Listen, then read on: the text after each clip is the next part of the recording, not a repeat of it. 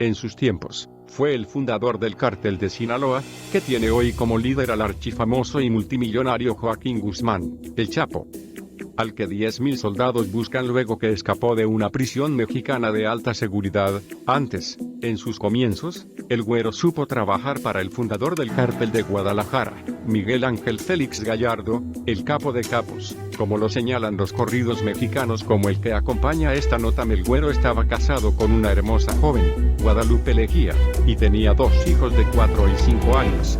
Como ocurre con todos los capos del narco, el Güero veía poco a su familia, ya que a pesar de los millones de dólares que tenía debía andar a salto de mata, de casa en casa para no ser ubicado por la policía.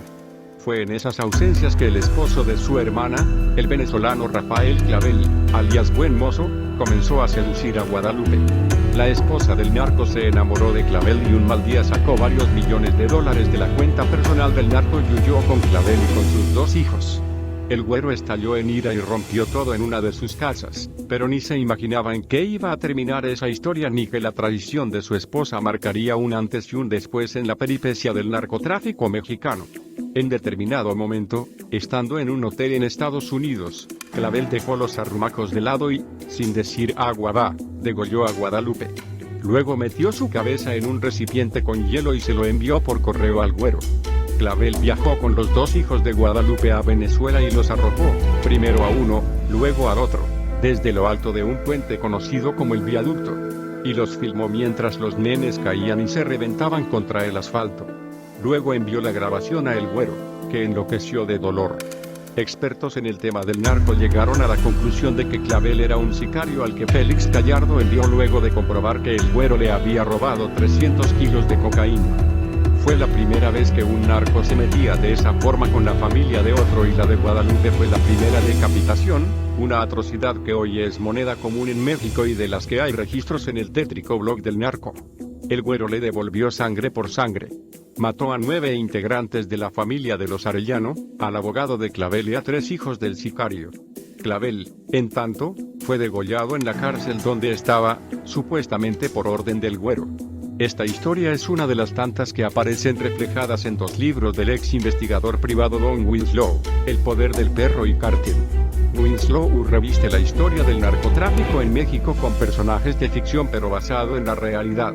Entre otras cosas, profundiza en el papel que la CIA tuvo en el crecimiento del flujo de cocaína y crack hacia las calles estadounidenses luego de un sucio negociado con los cárteles mexicanos para cambiar drogas por armas que terminaron en manos de la Contra que luchaba en Nicaragua contra los sandinistas. Hubo también armas para Irán con el objetivo de que el régimen de los ayatolas liberara a los rehenes estadounidenses que los persas tenían en su poder.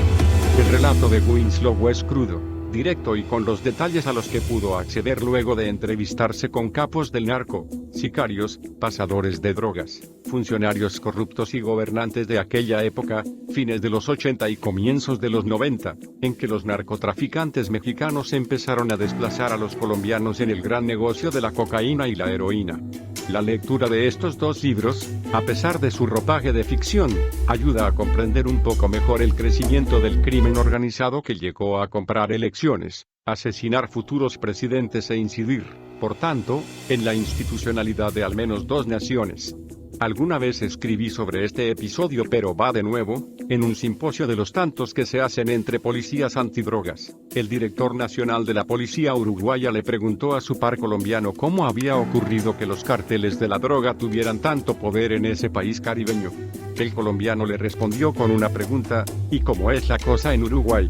El uruguayo le contó que en general era un país de paso de drogas pero que habían aparecido algunos laboratorios, que creció la cantidad de personas dedicadas al narco pero que aún no había cárteles formales y que el sicariato se estaba haciendo fuerte en determinados ámbitos aunque no era aún algo generalizado. Bueno, le dijo el colombiano, así empezamos nosotros. Más información en el blog del narco.com.